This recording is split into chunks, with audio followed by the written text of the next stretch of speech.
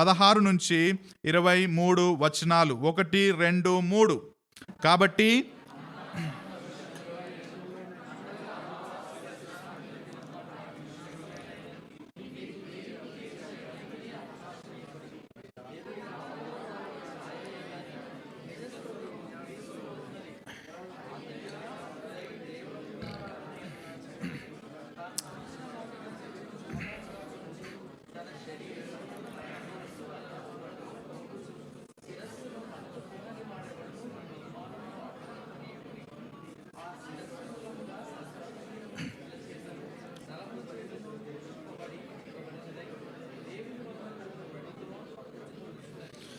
మీరు క్రీస్తుతో కూడా లోకము యొక్క మూల పాఠముల విషయమై మృతి పొందిన వారైతే లోకములో బ్రతుకుచున్నట్టుగా మనుష్యుల ఆజ్ఞలను పద్ధతులను అనుసరించి చేతపట్టుకొనవద్దు, రుచి చూడవద్దు, ముట్టవద్దు అని విధులకు మీరు లోబడనేలా అవన్నీ వాడుకొనుట చేత నశించిపోవును.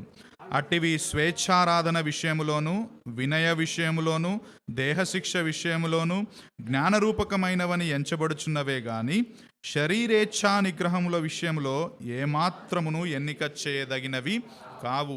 ఈ వచనాల సందర్భం మనం చూస్తే, లేకపోతే పుస్తకం యొక్క సందర్భం చూస్తే, అపొస్తలుడైన పౌలు రోమా కారాగారంలో ఉన్నాడు. ఆయన సంఘాలకు ఉత్తరాలు రాస్తున్నాడు. ఎఫెసీ పత్రికను రాసినట్టుగానే కొలస్సీ పత్రికను కూడా ఆయన రోమా కారాగారం నుంచి రాస్తున్నాడు. మీరు జాగ్రత్తగా గమనిస్తే ఎఫెసీ పత్రిక మరియు కొలస్సీలకు పత్రిక చాలా దగ్గరగా ఉంటాయి. చాలా వచనాలు సేమ్ టు సేమ్ మనకు కనబడతాయి. ఎందుకంటే ఒకటేసారి రాశాడు. ఆయన 2 వేరు సంఘాలకు ఒకటే కారాగారం నుంచి అదే సందర్భంలో రాస్తున్నాడు. ఈ కొలస్సీ సంఘములో ఏం జరుగుతుందంటే ఒక రకమైన వింత బోధ జరుగుతుంది. ఏమంటున్నారంటే, ఈ కొలస్సీ సంఘంలో ఉన్న కొంతమంది బోధకులు, మీకు క్రీస్తు మాత్రమే చాలడు, కానీ క్రీస్తుతో పాటుగా పాత నిబంధన ధర్మశాస్త్రంలో ఉన్న కొన్ని సంగతులు మీరు పాటించాలి అని చెప్పి ఒక కొత్త రకమైన బోధను సంఘములో వాళ్ళు తీసుకొని వచ్చారు. దీన్ని అప్పట్లో ఉన్న ప్రజలు గ్నాస్టిసిజం అన్నారు. అంటే తత్వజ్ఞానము చేత వాళ్ళు ఈ కొలస్సీలో ఉన్న సంఘాన్ని బాగా తికమక పెట్టారు. 2వ అధ్యాయం 8వ వచనంలో కూడా పౌలు ఆ మాట అంటాడు. లేకపోతే మనం చూసిన వచనాల్లో కూడా అది ప్రస్తావిస్తాడు. 8లో ఈ మాట చాలా క్లియర్గా ఉంటుంది. ఏమంటాడంటే, ఆయనను అనుసరింపక మనుష్యుల పారంపర్యాచారమును అనగా ఈ లోక సంబంధమైన మూలపాఠములను అనుసరించి మోసకరమైన నిరర్ధకమైన తత్వజ్ఞానము చేత, గ్నాస్టిసిజం అంటే లోకానుసారమైన ఒక జ్ఞాన సంబంధమైన విషయాలను అక్కడ బోధిస్తూ, మీకు క్రీస్తు మాత్రమే చాలడు, కానీ మీకు ఇంకా కొన్ని విషయాలు కావాలి, ఇంకా కొంచెం జ్ఞానం కావాలి అని చెప్పి సంఘములో ఉన్న ప్రజలను వాళ్ళు ఇన్ఫ్లుయెన్స్ చేయడం మనం కొలస్సీ సంఘంలో చూస్తాం. అదేవిధంగా 2వ అధ్యాయం 4వ వచనంలో, మీలో ఎవడైనా చక్కని మాటల చేత మిమ్మును మోసపరచకుండునట్లు ఈ సంగతిని నేను చెబుతున్నాను అంటున్నాడు. అంటే అర్థం ఏంటంటే ఆల్రెడీ కొంతమంది ఈ మోసకరమైన మాటలు చెప్పి సంఘాన్ని కాస్త అటు ఇటు తిప్పే ప్రయత్నం కొలస్సీ సంఘంలో జరుగుతుంది. అప్పుడు అపొస్తలుడైన పౌలు ఈ పత్రికను రాస్తూ, బాబు ఇదిగో మిమ్మల్ని ఇన్ఫ్లుయెన్స్ చేస్తున్నారు ఇటువంటి జ్ఞానం చేత, మిమ్మల్ని కొంతమంది అబద్ధ బోధ చేస్తూ వాళ్ళు మిమ్మల్ని డిస్ట్రాక్ట్ చేస్తున్నారు, కానీ ఇది మీ సత్యం, ఇది మీరు తెలుసుకోవాల్సిన విషయాలు అని చెప్పి ఈ యొక్క పత్రిక రాసినట్టుగా మనకు సందర్భం చూస్తే తెలుస్తుంది. అసలు ఏం జరుగుతుంది? అసలు కొలస్సీ సంఘంలో జరుగుతుంది ఏంటంటే, మీరు ఆ తర్వాత చూస్తే 16 నుంచి 23లో మనం చూసాం. కొన్ని విషయాల్లో వాళ్ళు రిస్ట్రిక్షన్స్ పెట్టారు, కొన్ని విషయాల్లో మీరు ఇంకా చేయాలి అని చెప్పి యాడ్ చేశారు. ఏంటి అక్కడ చూడండి మీరు, అన్నపానముల విషయములోనైనను. అంటే కొలస్సీ సంఘంలో ఏమన్నారంటే, ఇదిగో పాత నిబంధనలో ధర్మశాస్త్రములో మనకు కొన్ని భోజనం ఆహార పదార్థాలు తినాలనుంది, కొన్ని తినకూడదు అని చెప్పాడు దేవుడు, కాబట్టి అది కూడా మీరిక్కడ చేయాలి అని చెప్పి అన్నపానముల విషయంలో మీరేం తినాలి మీరేం తినకూడదు అన్న విషయాల్లో అక్కడ కొంత రిస్ట్రిక్షన్ పెట్టినట్టుగా మనం చూస్తాం. అంతేనా? అది కాదు, పండుగ, అమావాస్య, విశ్రాంతి దినము అను వాటి విషయములో కూడా వాళ్ళు గలిబిలి తీసుకొచ్చారు. ఇదిగో పాత నిబంధనలో సబ్బాత్ ఉంది, విశ్రాంతి దినం ఉంది. ఇదిగో మీరు విశ్రాంతి దినాన్ని పాటించట్లేరు, మీరు విశ్రాంతి దినాన్ని పాటించాలి అని చెప్పి కూడా అక్కడ వాళ్ళు కొలసీ సంఘంలో కాస్త తికమక పెట్టారు. అంతేకాకుండా పాత నిబంధనలో పండుగలు ఉన్నాయి, అమావాస్య ఉంది, ఇదిగో వాటిని కూడా కొత్త నిబంధనలో మీరు పాటించాలి అని చెప్పి ప్రత్యేకమైన రోజుల గురించి వాళ్ళు నూతన నిబంధనలో ఎంఫసైజ్ చేసినట్టుగా మనం చూస్తాం. అంతేనా? అది కాదు, మీరు దేవదూత ఆరాధన యందు ఇచ్చ కలిగి అంటున్నాడు. అంటే కొంతమంది అక్కడ దేవదూతలను కూడా ఆరాధన చేసే వాళ్ళు ఆ విధంగా చేయాలి అని చెప్పి కూడా నూతన నిబంధనలో కొలస్సీ సంఘంలో కొంతమంది ఒక వింతైన బోధను అక్కడ తీసుకొని వచ్చారు. అంతేనా? అది కాదు, ఇదిగో తాము చూచిన వాటిని గూర్చి గొప్పగా చెప్పుకొనొచ్చు. అంటే అర్థం ఏంటంటే, ఇదిగో దర్శనాలు జరిగాయి, ఆ దర్శనాల గురించి గొప్పగా చెప్పుకోవాలి, దర్శనాలు జరుగుతాయి, ఆ దర్శనాలకు మోస్ట్ ఇంపార్టెన్స్, ప్రాముఖ్యత మనం ఇవ్వాలి అని చెప్పి కూడా ఒక వింత బోధను కొలస్సీ సంఘంలో కొంతమంది బోధించడం చేశారు. అంతేనా? అది కాదు, తన శరీర సంబంధమైన మనస్సు వలన ఊరక ఉప్పొంగుచు. అంటే అర్థం ఏంటంటే, ఇంగ్లీష్లో దాన్ని అసెటిసిజం అని అంటారు. అంటే దేవుణ్ణి సంతోషపెట్టడానికి, దేవుణ్ణి ఇంకా ఎక్కువగా ఆరాధన చేయడానికి శరీరాన్ని నలగొట్టుకోవడం.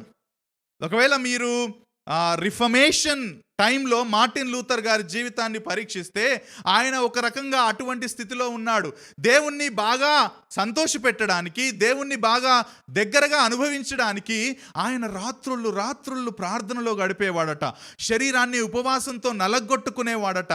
సో ఈ విధంగా చేయడం వలన దేవునికి దగ్గరవ్వచ్చు అని చెప్పి ఆ బోధ మీరు చేయాలి, ఆ పద్ధతులు పాటించాలి అని చెప్పి కొలస్సీ సంఘంలో అసెటిసిజంని కూడా ఎక్కువగా ఎంఫసైజ్ చేశారు. అలా చేస్తేనే మీరు భక్తిపరులు, అలా చేస్తేనే మీరు దేవునికి దగ్గరవుతారు అని వాళ్ళు బోధ చేయడం మనం చూస్తాం. అంతేనా? కొన్ని స్పెసిఫిక్ కమాండ్స్ ఇచ్చారు. ఇదిగో మీరు దీన్ని చేతిలో పట్టుకోవద్దు, ఇదిగో దీన్ని రుచి చూడొద్దు, ఇదిగో ముట్టవద్దు అని ఒక రకమైన విధులను లేకపోతే ఆజ్ఞలను కూడా కొలస్సీ సంఘంలో వాళ్ళు బోధించడం చూశారు. ఇదిగో ఈ బోధలన్నీ కొలస్సీ పత్రికలో లేకపోతే కొలస్సీ సంఘములో జరగడం ఎపఫ్రా అనే కొలస్సీ సంఘాన్ని స్థాపించిన వ్యక్తి ఎప్పుడైతే పౌలుకు చెప్పాడో, పౌలు అనుకున్నాడు, బాబు, there is a problem in Colossians church, చాలా ఎక్కడెక్కడికో వెళ్ళిపోతున్నారు అని చెప్పి ఆయన 1వ అధ్యాయం నుంచి చాలా లోతుగా ఆయన వీటికి పరిష్కారం చూపినట్టుగా మనం చూస్తాం. ఏం చెప్పాడో తెలుసా? అసలు పరిష్కారంగా ఏం చేశాడో తెలుసా? అపొస్తలుడైన పౌలు ఆయన క్రీస్తును మొట్టమొదటిగా హెచ్చించాడు. వాళ్ళు క్రీస్తును గురించిన అవగాహనలో చాలా తగ్గిపోయి ఉన్నారేమో అని ముందు క్రీస్తెవరు, ఆయనకున్న గుణలక్షణాలేంటి, క్రీస్తు మాత్రమే మనకు సంతృప్తి అని చెప్పి 1వ అధ్యాయం నుంచి ఆయన క్రీస్తును హెచ్చిస్తూ ఈ పత్రిక రాసినట్టుగా మనం చూస్తాం. మనకు క్రీస్తు చాలును అని పాడుకుంటాం కదా. మార్టిన్ లూథర్ రిఫర్మేషన్ టైంలో వచ్చిన 5 సిద్ధాంతాల్లో ఒక సిద్ధాంతం ఏంటది? సోలాస్ క్రిస్టస్, అంటే క్రీస్తు మాత్రమే, క్రీస్తు ప్లస్ అని రోమన్ కేథలిక్ సంఘం వాళ్ళు యాడ్ చేశారు. కానీ పౌలు క్రీస్తు మాత్రమే అన్నట్టుగా అపొస్తలుడైన పౌలే ఆ రోజు ఇదిగో క్రీస్తును హెచ్చించాడు. మీరు 14-16 వచనాలు చూడండి, 1వ అధ్యాయం. నాకు చాలా ఇష్టమైన వచనాలు అవి. ఎందుకంటే క్రీస్తు సృష్టికర్త అని, క్రీస్తు ఆది సంభూతుడని, క్రీస్తు సంఘానికి శిరస్సు అని, క్రీస్తు అని క్రీస్తు గుణలక్షణాలను చాలా హెచ్చించి ఆయన క్రీస్తును చాలా సూటిగా తేటగా వీటన్నింటికి పరిష్కారంగా పౌలు అక్కడ చెబుతాడు. ఎందుకంటే వీళ్ళు క్రీస్తు దైవత్వాన్ని కూడా కాస్త ప్రశ్నించారు కొలస్సీ సంఘంలో, అందుకని వాటి క్లారిటీ కూడా ఇస్తాడు. 2వ అధ్యాయం 9వ వచనం నాకు ఇష్టమైన ఒక వచనం. మీరు చూడండి, దేవత్వం యొక్క సర్వ పరిపూర్ణత శరీరముగా క్రీస్తునందు నివసించుచున్నది. ఇంకా దానికి ఆర్గ్యుమెంట్స్ లేవండి, నోరు మూసుకొని ఎస్ లార్డ్ అనాల్సిందే. దేవత్వం యొక్క సర్వ పరిపూర్ణత ఎవరిలో నివసిస్తుంది అంటున్నాడు పౌలు? క్రీస్తులో. అంటే in other words, to simplify that statement ఏమనొచ్చు అంటే క్రీస్తే దేవుడు, అంతే అని చెప్పి ఆ సమస్యకు అక్కడ పరిష్కారం చూపిస్తున్నాడు. క్రీస్తుకు ఇవన్నీ యాడ్ చేయాలి అని చెప్పిన ఈ వింత బోధకు పౌలిస్తున్న పరిష్కారం ఏంటంటే అవసరం లేదు, క్రీస్తు చాలును. మనం పాడాం ఇంతకు ముందు ఆ పాట, క్రీస్తు చాలును అన్న మాట మనం అక్కడ చూస్తాం. ఇవన్నీ మనం యాడ్ చేయాల్సిన అవసరం లేదు అని పౌలు అక్కడ చెబుతాడు. సో మనం ఎందుకు ఈ మాటలు ఇప్పుడు ఇక్కడ ప్రస్తావించుకుంటున్నామంటే, భారతీయ క్రైస్తవులుగా కూడా మనం ఎదుర్కొంటున్న సమస్య దాదాపుగా ఇదే. ఇండియాలో యేసు ప్రభువును అంగీకరించిన క్రైస్తవులుగా మనకున్న సమస్య కూడా క్రీస్తు చాలును, లేకపోతే క్రీస్తు వాక్యము చాలును, క్రీస్తు పెట్టిన ఆజ్ఞలు చాలును అని అనకుండా క్రీస్తు ప్లస్ ఇంకా కొన్ని చేయాలి, ఇంకా కొన్ని మనం పాటించాలి అన్న అటాక్ని మనం భారతీయ క్రైస్తవులుగా ఎదుర్కొంటూనే ఉంటాం. ఫర్ ఎగ్జాంపుల్, ఇక్కడ సమస్య ఏంటో తెలుసా? ద ప్రాబ్లం ఏంటో తెలుసా? ఏం తినాలి, ఏం తినకూడదు అనేది వ్యక్తిగత స్వేచ్ఛకు సంబంధించింది, పర్సనల్ ఫ్రీడమ్కి సంబంధించింది.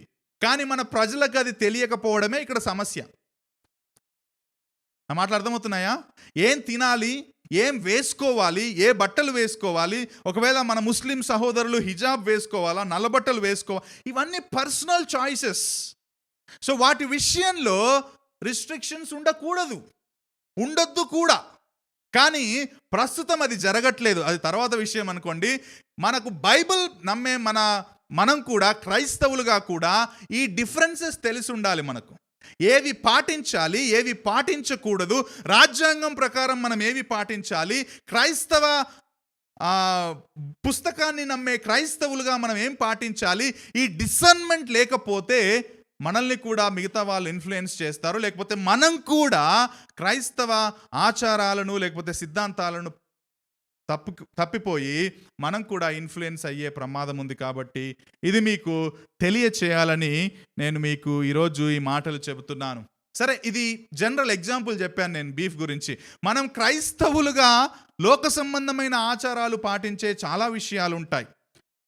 నేను ఈ మాటలు చెప్తున్నప్పుడు నా ఉద్దేశం వాళ్ళను తీర్పు తీర్చడం కాదు.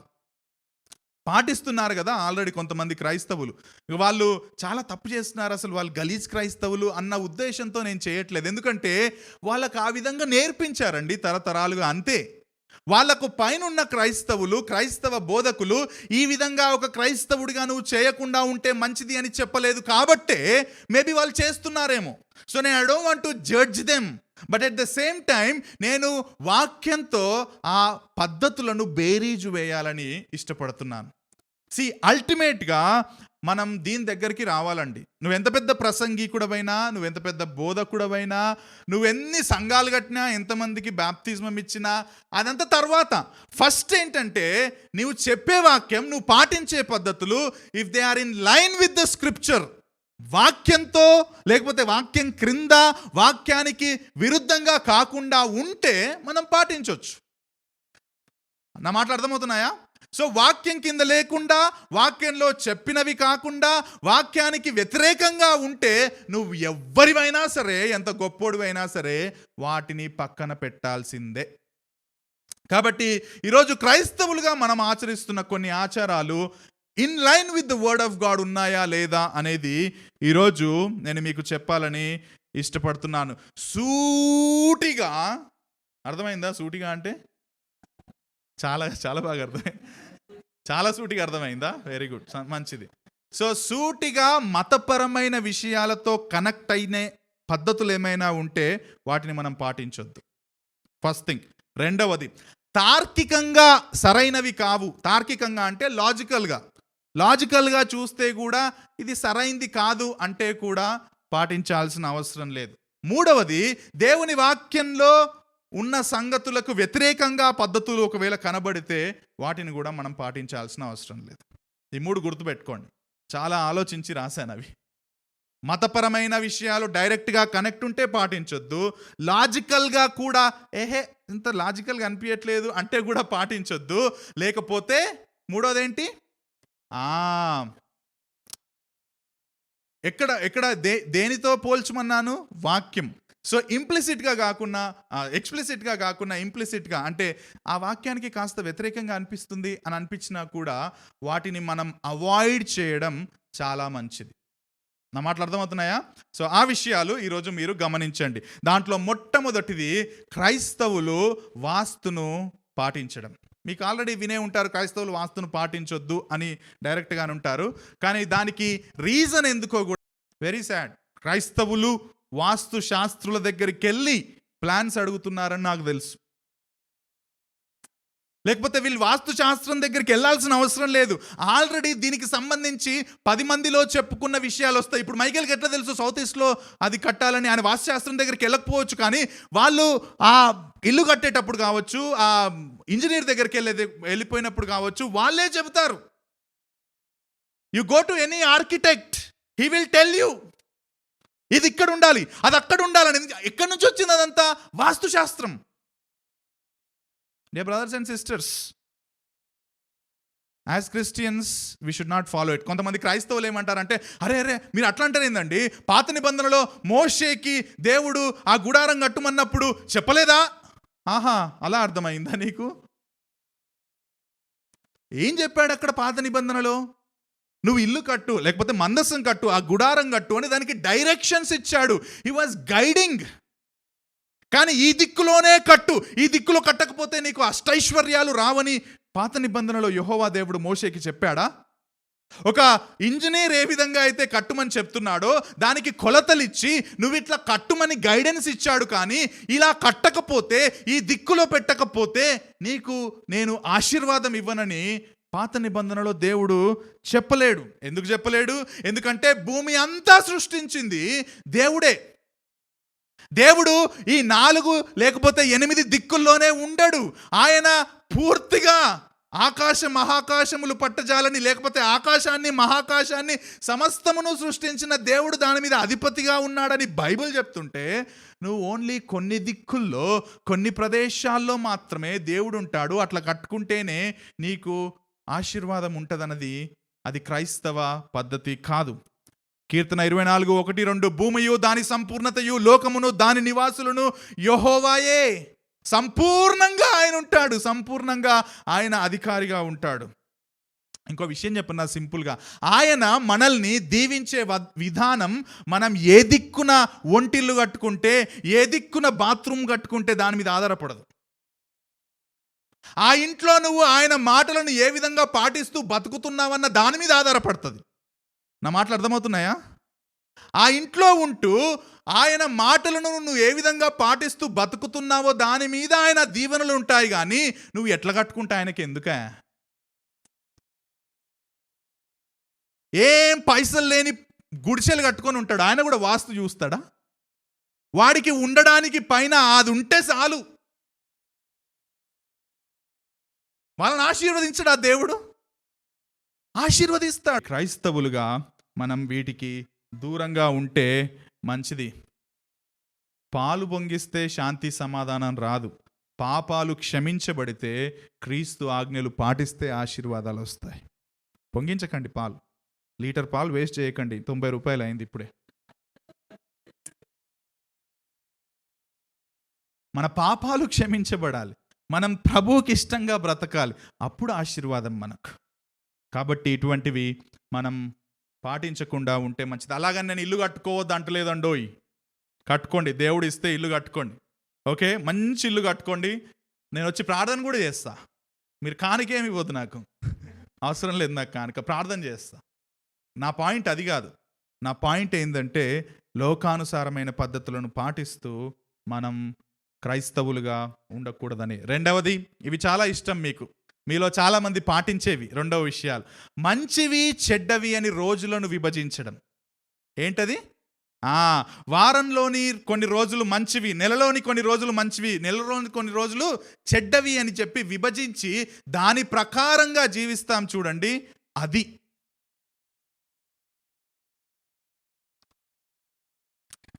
వారంలో ప్రతిరోజు ఏ దాని మీద చేశారో మనకు తెలియదు కానీ, సో ప్రాబ్లం ఇక్కడ ఏంటంటే క్రైస్తవులుగా ఉండి కూడా ఇటువంటి రోజులు చూసి ప్రార్థనలు పెట్టుకోవడం, పెళ్ళిళ్ళు పెట్టుకోవడం అండ్ పాస్టర్లుగా ఉండి అభ్యంతరం చెప్పకపోవడం మన దరిద్రం.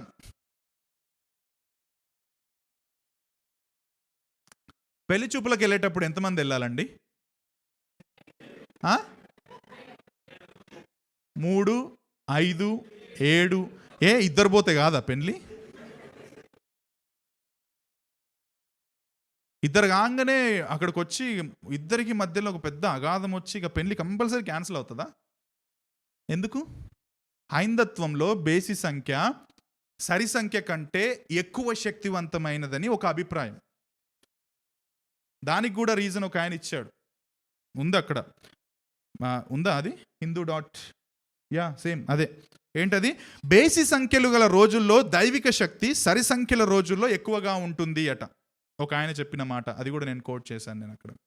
అందుకని బేసి సంఖ్యల్లోనే పెళ్లి చూపులకు వెళ్తాం.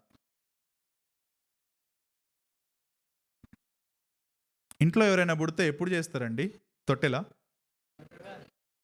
20 రోజుల్లో చేస్తే ఎదగడా పిల్లోడు? 15 రోజుల్లో చేస్తే వాడికి ఏమన్నా అవుతుందా? పోనీ 3వ రోజు చేస్తే ఏమన్నా అవుతుందా? ఎందుకు 21వ రోజు? అది కూడా సరి సంఖ్యనా? బేసి సంఖ్య. బేసి సంఖ్యల్లో కొంతమంది 15, ఇంకో బేసి సంఖ్యలో కూడా చేస్తారంట, కానీ 21 ఈజ్ వెరీ కామన్. ఎందుకంటే అది మంచి రోజు, సుముహూర్తం, 21వ రోజు. చిన్నపిల్లలకు బుగ్గ మీద దిష్టి చుక్క ఎందుకు పెడతారండి? I'm talking about Christians, okay? వాళ్ళ గురించి కాదు. క్రిస్టియన్స్ ఎందుకు దిష్టి చుక్క పెడతారు? అసలు వాళ్ళు ఎందుకు పెడతారో తెలుసా? అందరి కళ్ళు వాడి మీద పడి, వాడి చబ్బీ చీక్స్ ఇవన్నీ చూసి వాడికి ఏమన్నా అయిపోతుందేమో, అందరి కళ్ళు వాని మీద పడ్డాయి కదా, వాడికి రానిపోని రోగాలు ఏమైనా వస్తాయేమో, అందరి దిష్టి తీద్దామని ఆ చుక్కను పెడితే ఆ చుక్క మిగతా వాళ్ళ ఆ ఈవిల్ ఐస్ అన్నిటినీ తీసేసి వానికి మంచి ఆరోగ్యాన్ని ఇస్తుందని వాళ్ళ నమ్మకం. ఒక క్రైస్తవుడిగా నీ కుమారుణ్ణి, నీ కుమార్తెను రక్షించేది ఎవరు? రక్షించేదంటే కాపాడేది ఎవరు? సుక్కన క్రీస్తా?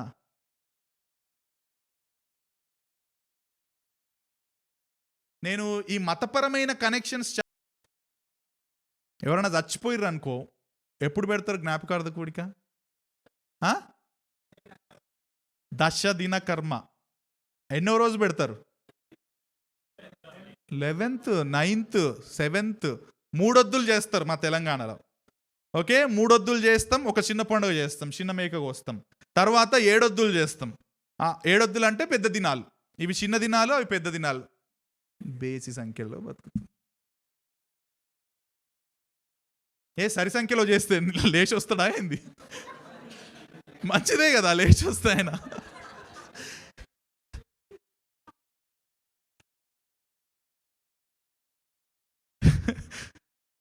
మంచిదే కదా ఆయన లేచి వస్తే. లేవద్దనేమో, నువ్వు లేకు నాయన. శారీరక ఆత్మీయంగానా చెప్పుకోండి, మీ ఎక్స్పోజిషన్స్ మీరు చేసుకోండిలే కానీ. సో బేసిక్గా ఏంటంటే బేసి సంఖ్య ఆ రోజు.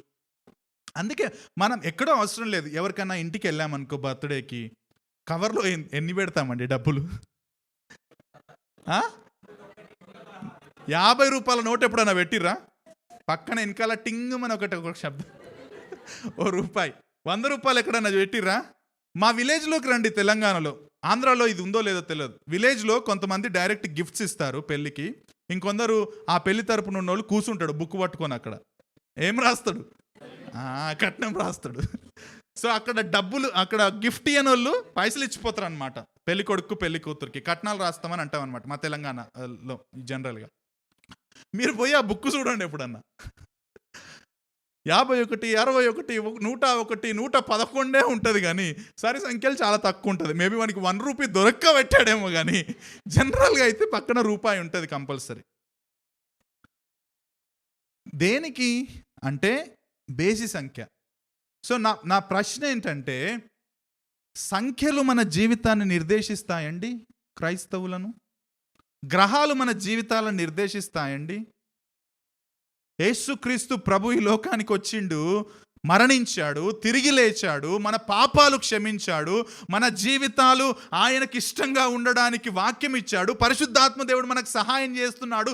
ఇవి కదా మన క్రైస్తవ జీవితానికి పునాది సత్యాలు. వీటిని పక్కన పెట్టి మనం పాటిస్తున్నామంటే అర్థం ఏంటంటే మనం వాటిని ఒప్పుకుంటున్నామని. ఈ లోకానికి వేరుగా ఉండడానికి పిలువబడలేదా మనం? దేవుడు సృష్టిని చేసినప్పుడు ఆదికాండం 1వ అధ్యాయం మీరు చూస్తే ప్రతి డే చేసిన తర్వాత ఇది చెడ్డది అన్నాడా, ఇది మంచిది అన్నాడా?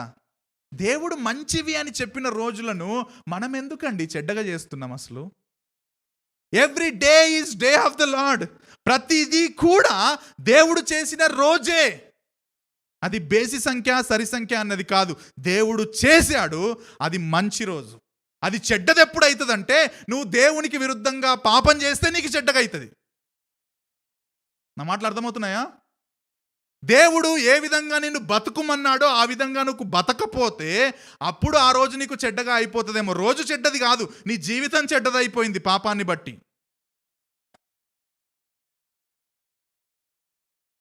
గ్రహాలను కలగజేసింది దేవుడే, గ్రహాలకు పేర్లు పెట్టింది దేవుడే, గ్రహాలను నియంత్రిస్తుంది దేవుడే. అండ్ వీటన్నింటికి పైన పినాకిల్ ఆఫ్ ద క్రియేషన్గా దేవుడు మనిషిని చేస్తే, ఇదిగో ఈయన గొప్పగా ఉండాల్సిన మనిషిని ఈయన కంటే తక్కువగా ఉన్న గ్రహాలు నియంత్రిస్తాయా జీవితాలను? ఎంత ఘోరమా అవగాహన అసలు. ఇదిగో ఇది గుర్తుపెట్టుకోండి. దేవుడు సృష్టిని మన కోసం చేశాడు. అర్థమవుతుందా? మన కోసం చేశాడు అంటే నేను ఆదామును సృష్టించబోతున్నాను, అవ్వను సృష్టించబోతున్నాను, ఆ తర్వాత సమస్తాన్ని నేను సృష్టించబోతున్నాను, ఇదిగో మీకు ఆకాశం భూమిని కూడా ప్రిపేర్ చేశాను అని ఆ ఇంటెన్షన్తో చేశాడు. కానీ వాళ్ళ కోసం మనల్ని చేయలే. సృష్టి కోసం అంటే గ్రహం కోసం లేకపోతే చెట్ల కోసం నిన్ను చేయలేడు. నీకు వీళ్ళందరూ ఉండాలి, వీళ్ళందరూ మంచిగా ఉండాలి, వాతావరణం కలగాలి, ఇదంతా ఆకాశం పర్వతాలు ఇవన్నీ ఉండాలని మన కోసం చేశాడు. సో దేవుడు చేసిన దాన్ని ఉల్టా చేయొద్దు. మన మీద గ్రహాలకు అధికారం లేదు. గ్రహాలు ఎట్లా నిర్దేశిస్తాయండి మన జీవితాలను? దేవుడు నిర్దేశిస్తాడు. కానీ డోంట్ ఫాలో. వాళ్ళు చేసుకొనియండి, పర్లేదు. But if you are saying that you are a Christian and if you are carrying this book, పరిశుద్ధ గ్రంథమైన బైబిల్, అంటే దీని అధికారానికి మనం ఒప్పుకోవాల్సిందే. మూడవదిగా సరైన అవగాహన లేకుండా చేసే కొన్ని విషయాలు. తార్కికంగా అని చెప్పానుగా, కొన్ని డైరెక్ట్ కనెక్షన్ కాకుండా. ఇది వెరీ కామన్. అంటే కొన్ని నేను ఓపెన్గా చెప్పాలనుకుంటున్నా. పుష్పవతి వేడుక చేస్తారు మన దగ్గర. ఏంటది? ఆడవాళ్ళు పెద్ద మనిషి అయినప్పుడు ఫస్ట్ మెనార్కి అటైన్ చేసినప్పుడు ఊరంతా పిలిచి అదేదో పెద్ద సెలబ్రేట్ చేసుకోవాలనుకున్న విషయంగా పుష్పవతి వేడుకలు చేస్తారు. ఎవరు చెప్పారండి అవి చేయాలని? ఎందుకు చేస్తారు అది? దేవుడు మగవారిని ఆడవారిని సృష్టించాడు. మగవారిని ఆడవారిని శరీర నిర్మాణంలో కొన్ని విషయాలు పెట్టి డిఫరెంట్గా వాటిని చేశాడు. ఆ బయలాజికల్ ఫిజియలాజికల్ థింగ్లో ఉన్న క్రమంలో ఫస్ట్ మెనార్కి మొట్టమొదటిసారిగా నెలసరి ఆడవాళ్లకు అవుతుంది. That's a common thing. So దాన్ని నువ్వు ఊరంతా పెద్ద ఫోటో పెట్టి అందరినీ పిలిచి నువ్వు సెలబ్రేట్ చేసుకోవాల్సిన అవసరం ఏంటి? మరి ఎందుకు చేశారండి అంటే, దీనికి మతపరమైన కనెక్షన్స్ నేను పూర్తిగా చెప్పలేను. కానీ ఆ రోజుల్లో ఎందుకు చేశారంటే, ఈ రోజుల్లో ఉన్నట్టుగా ఆ రోజుల్లో ఇంట్లో ఒక అమ్మాయి పెళ్ళికి రెడీ ఉంది అని చెప్పడానికి వేరే మాధ్యమాలు ఏమీ లేవు. కాబట్టి ఆ రోజుల్లో ఎక్కువగా ఎడ్యుకేషన్ లేదు, అవగాహన కూడా లేదు. త్వరగా నెలసరి అవ్వగానే ఇంకా she is ready for the marriage in another 1 or 2 years అని ఇతరులకు కూడా తెలవాలని, తద్వారా సంబంధాలు వస్తాయని, తద్వారా వివాహం చేసి పంపించాలని ఆ రోజుల్లో పెద్దవాళ్ళు చేశారు. అది కూడా ఆ విలేజ్లో, ఆ చిన్న చిన్న గ్రామాల్లో చేశారు. కానీ ఇప్పుడు చూడండి, ఒక కొత్త పుంతలు భారతదేశంలో, ఎస్పెషల్లీ మన తెలుగు రాష్ట్రాల్లో లంగా ఓణీల పండుగ అంటే అదే. యాక్చువల్లీ ఇప్పుడు పెద్ద పెద్ద ఫ్లెక్సీలు కనబడవా రోడ్ల మీదకి పోతుంటే, లంగా ఓణీల పండుగ అని చెప్పేసి మళ్ళీ అందరినీ పిలిపించి, ఎందుకండి? ఎక్కడుంది? That's a normal thing. ఒకవేళ బైబిల్లో అది ఉంది కదండి అని లేవి 15:19 స్త్రీ దేహమందుండు స్రావము రక్తస్రావమైన ఎడల ఆమె 7 దినాలు కడగా ఉండవలను. ఒకవేళ అపవిత్రం అని ఎవరైనా చెప్తే, అపవిత్రమైన ఉంది కదా కొంతమంది మన భారతదేశంలో ఉంది కదా, పెద్ద మనిషి అయిన ఆడపిల్లని ఏం చేస్తారు అప్పట్లో, ఇప్పట్లో కొంచెం తగ్గినట్టుంది కానీ, ఒక రూమ్లో మూలకు కూర్చోబెడతారు, ఆమెను బయటికి పోయినియరు, ఆమెతోటి వంట వండనియరు, ఒంటింట్లోకి రావద్దు అసలు. ఒంటింట్లోకి వస్తే అపవిత్రం. ఆంటీకి బాగా తెలుసు, అప్పట్లో ఎక్కువ ఉండొచ్చు అండి, పప్ప ఆంటీ ఉంది ఇక్కడ. సో అప్పుడు ఈ ఘోరం ఉండేది అప్పట్లో. అసలు ఆమెకు ఒక అంటరాని వ్యక్తిలాగా పెట్టేవాళ్ళు అనమాట. మీ బైబిల్లో కూడా ఉంది కదండి, లేవీయులకు రాసిన పత్రిక 15:19 ఆమె కడగా ఉండవలను అని చెబితే, దానికి పైన వచనాలు చదవండి మీరు వెళ్ళి చూస్తారా, ఒక్కసారి చూస్తారా? అంటే మీకు తెలియాలి ఇది. లేవీయులకు రాసిన లేవీయుల గ్రంథం లేవీయ కాండం 15వ అధ్యాయం 19వ వచనంలో చూడండి. స్త్రీ దేహమందుండు స్రావము రక్తస్రావమైన ఎడల ఆమె 7 దినములు కడగా ఉండగలను అని బైబిల్లో ఉంది. ఓకే, మీరు ఒక్కసారి పైన చూస్తారా? దానికి పైన ఏముంది? 1 నుంచి చదవండి, 2వ వచనం ఎస్పెషల్లీ. ఎవరైనా చదువుతారా గట్టిగా? లేవీయ కాండం 15 చదువు.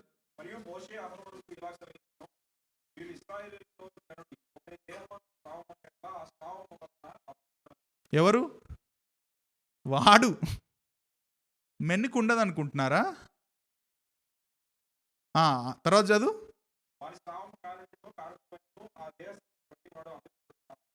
ఈవెన్ మెన్కి కూడా ఎమిషన్ అవుతుంది, వీర్యం వస్తుంది. సో దానివల్ల కూడా అపవిత్రులు అవుతారు అని బైబిల్లో ఉంది. మరి సో వాళ్ళని కూడా అపవిత్రులను బయటికి గెంటేద్దామా?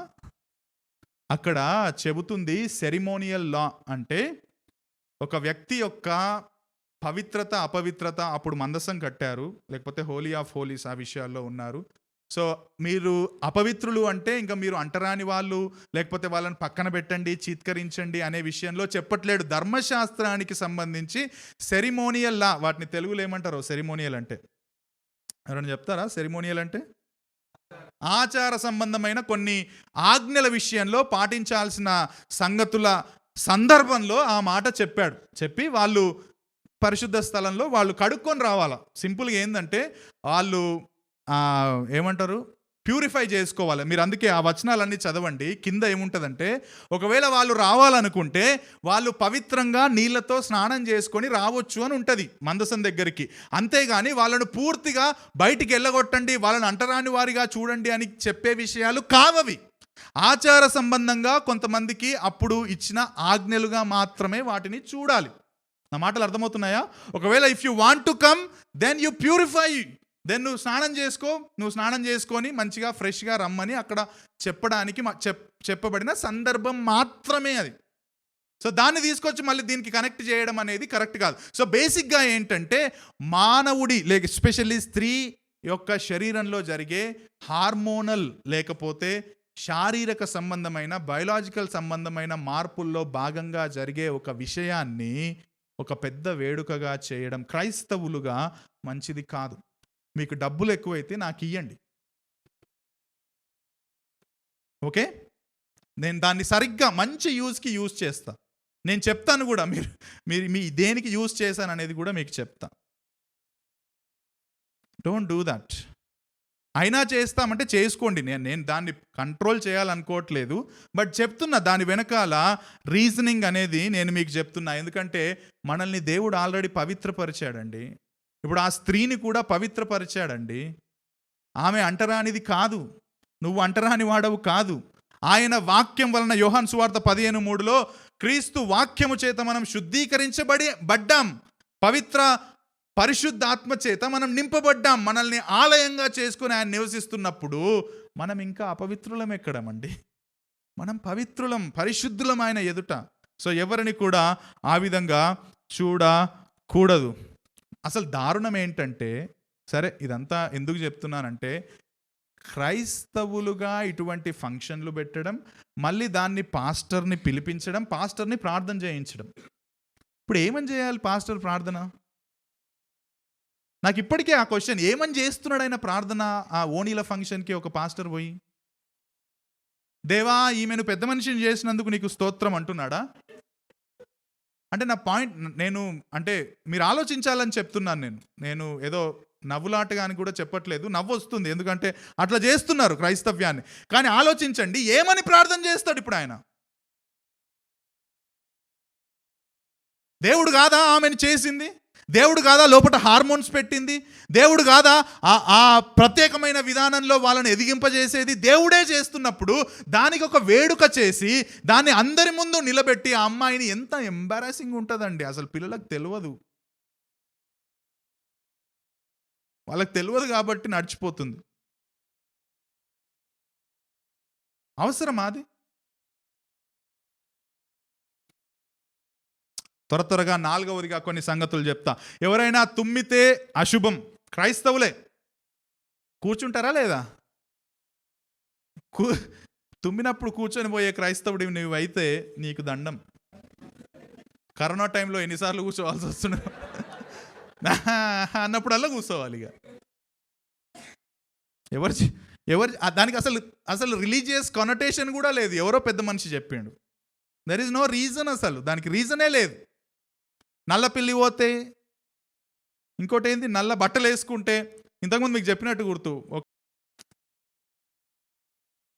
కలరా మన దేవుడు కాదు, నల్లోళ్ళని తెల్లోళ్ళని చేసింది దేవుడు కాదు. సూర్యగ్రహణం చంద్రగ్రహణం రోజు గర్భిణీ స్త్రీలు ఏం పట్టుకోవద్దండి? కత్తి పట్టుకోవద్దు, కూరగాయలు కోయొద్దు, గ్యాస్ పొయ్యి వెలిగించొద్దు, ఏది కట్ చేయొద్దు అనేది తెలుసా మీకు? మీరు మీ ఇంట్లో ఉంటే తెలుసు. ఎస్తరా కూపుతుంది తల. ఆ ఇంట్లో అత్తనో అమ్మో ఉందనుకో అసలు ముట్టనియరు నిన్ను. కూసపో అక్కడ. గర్భిణీ స్త్రీలు సైలెంట్గా గ్రహణం రోజు రూమ్లో కూర్చోవాలా, ఏం పని చేయొద్దు, కత్తిరించొద్దు. ఎందుకు? కత్తిరిస్తే ఏమవుతుంది? గ్రహణ ముర్రి తెలుసా? ఇక్కడ డిఫెక్ట్ ఉంటుంది పిల్లలకు, ఈ డిఫెక్ట్ ఉంటుంది. క్లెఫ్ట్ లిప్, క్లెఫ్ట్ ప్యాలెట్ అంటారు మా మెడికల్ టర్మ్లో. యాక్చువల్లీ డెవలప్మెంట్లో మెడికల్ డాక్టర్ని కాబట్టి మీకు ఆ జ్ఞానాన్ని కూడా అందిస్తున్నా. రైట్. సో మనకు డెవలప్మెంట్ అవుతున్నప్పుడు ఇవన్నీ లోపల కలిసిపోయి ఉంటాయి. ఈవెన్ మనకు హార్ట్లో కూడా పుట్టినప్పుడు, అంటే మనం గర్భంలో ఉన్నప్పుడు హోల్స్ అన్నీ హోల్స్ లాగానే ఉంటాయి. మనం పెరుగుతున్న కొద్దీ హోల్స్ మూసుకుపోతాయి. ఏవైతే మూసుకుపోవో పుట్టిన తర్వాత బయటకు వస్తే అప్పుడు మనం హార్ట్లో హోల్ ఉంది అని అంటాం. అవునా? అసలు మనం లోపట ఉన్నప్పుడు అందరికీ ఉంటాయి హోల్. రైట్. సో డెవలప్మెంట్ ప్రాసెస్లో భాగంగా ఇక్కడ లోపట ఉన్న 2-3 ఆర్గన్స్ కలిసిపోయి ఉంటాయి అన్నమాట. సో ఆ డిఫెక్ట్, ఎంబ్రియోలాజికల్ డిఫెక్ట్, అది జనరల్గా కొన్ని డిఫెక్ట్స్ లోపల ఎలా అవయవాల్లో ఉంటాయో అట్లా కొందరికి వస్తుంది. అది సైన్స్ పరంగా అవి కలవాలి, డెవలప్మెంట్లో కలవాలి. కలవనప్పుడు డిఫెక్ట్గా ఉండిపోతాయి. ఈ లోపట ప్యాలెట్ అంటాం దాన్ని, ప్యాలెట్. ఆ ప్యాలెట్ కలవకపోవడం వల్ల డిఫెక్ట్ ఉంటుంది అనమాట. సో అది మెడికల్గా ప్రాబ్లం, అది మెడికల్ ఇష్యూ. అది దాన్ని దేనికి కనెక్ట్ చేస్తారు? గర్భిణీ స్త్రీ ఇట్లా కట్ చేసింది కాబట్టి ఆమెకి ఇక్కడ లోపల ఆటోమేటిక్ పిల్లగానికి కట్ అయింది. ఏం లాజిక్ రా నాయన? అది ఎట్లా ఎట్లా ఎట్లా చూస్తాం అసలు? అది మనం భారతదేశంలోనే ఉన్నాం, అలాగని ఇవన్నీ చేసి మనం వాళ్ళని శత్రువులుగా చేసుకుంటున్నామా అంటే చేసుకోమండి. మనం ఎందుకు చేస్తామో తెలుసా? ఇవన్నీ వాళ్ళను సంతోష పెట్టడానికి చేస్తాం. పిల్లలకు గుండు కొట్టించడం ఎందుకు కొట్టిస్తారు పిల్లలకు? క్రైస్తవ పిల్లలకు మెదక్, నేను పేరు చెప్పలే, నువ్వు చెప్పేసినావు. మా డిస్టిక్ అది, మా మెదక్ డిస్టిక్. చాలా పెద్ద బిల్డింగ్ ఉంటుంది ఆడ, మంచి. అసలు మీరు వెళ్ళి చూడండి, చాలా మంచిగా కట్టాడు ఆయన. సో అందుకోసం వెళ్ళండి, ఇంకెందుకు వెళ్ళదు. మెదక్ చర్చ్ బిల్డింగ్ దగ్గరికి మీరు వెళ్ళాలనుకుంటే that is one of the wonderful architecture. Super ఉంటుంది అసలు. నేను అటు వెళ్ళినప్పుడల్లా దర్శనం చేసుకొని వస్తా. ఎందుకు నవ్వుతున్నారు? బిల్డింగ్ని దర్శనం చేసుకొని వస్తా కంపల్సరీ. నాకు ఇష్టం, మంచిగా ఉంటుంది ఆర్కిటెక్చర్, అందుకు వెళ్ళాలి. కానీ మీరు వెళ్ళి చూడండి, అక్కడక్కడ వెంట్రుకలు కనబడతాయి.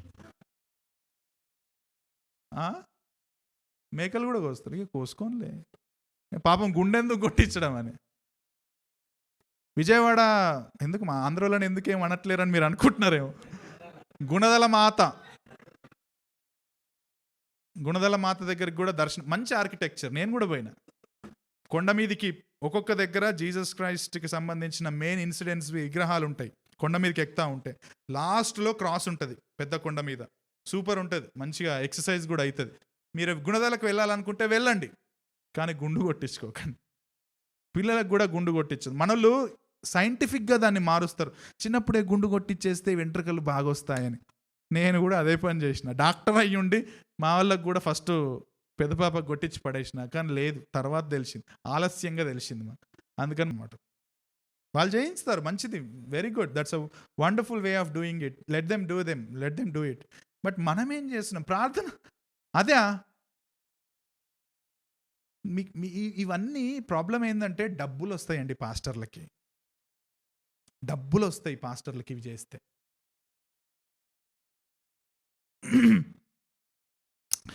చివరి మాట చూసి నేను క్లోజ్ చేస్తా, టైం అయిపోయింది కాబట్టి. మార్క్స్ వార్త 7:13 ఒక్కసారి తీయండి, అది చేసి నేను క్లోజ్ చేస్తా. మార్క్స్ వార్త 7:7-13. వారు తీసారా?